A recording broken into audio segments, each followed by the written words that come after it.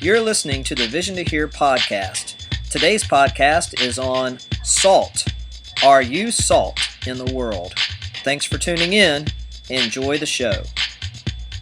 To continue our study on salt, I wanted to follow up some more with Lot and his, activity or lack of activity in Sodom. If Jesus says that we're the salt of the earth, and of course, this would apply for Lot and anyone else in the Old Testament as well. But if we're all meant to be salt, then what was going on with him in Sodom, or what was not happening, is probably a better question. The fact is that God has called us all to be salt, and as evidenced by Lot's life, the presence of God was not something that was being communicated or demonstrated very well in Sodom. In fact, it was probably the antithesis of everything that God would consider important. Poor people were not being cared for.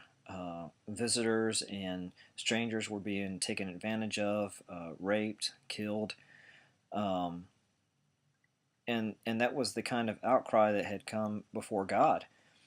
And so God sends these angels down to see and deal with the outcry that has come before him.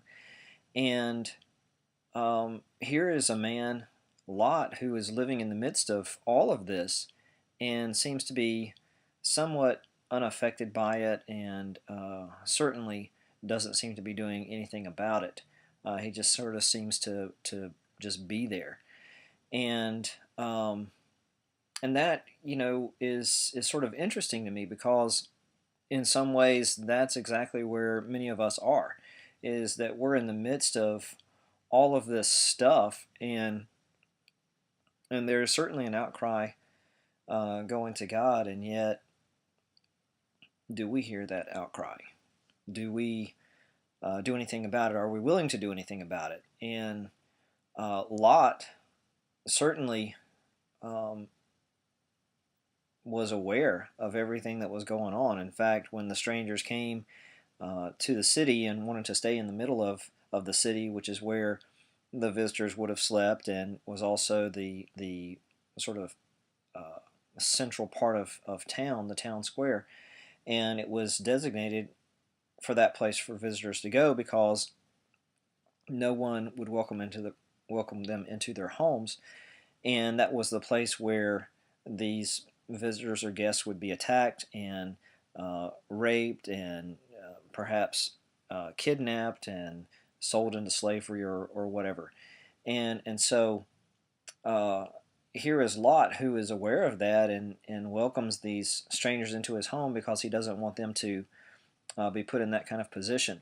So Lot certainly had some kind of conscience on him, and the thing is that he didn't move on his conscience very often. He didn't do anything to help maybe other people. It was only about what he saw with maybe God. And the point that we need to take from this is that everyone is important to God.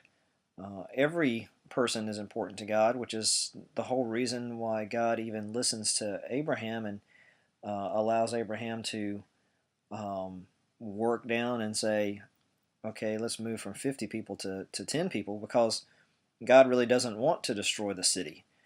God is desirous and long-suffering, not willing that any should perish, but that all should come to repentance. That is God's desire. And it's also God's desire that his people would make their presence known, which is what I think Lot failed to do. A lot of times we may think that we're waiting for God to make his presence known, all the while God is waiting for us to make his presence known, or even make our presence known as a believer or a follower of Christ. And so, if I can just encourage you with that thought today, it would be, are you making your presence known? Does anyone know you as salt? And if not, what can you do to change that?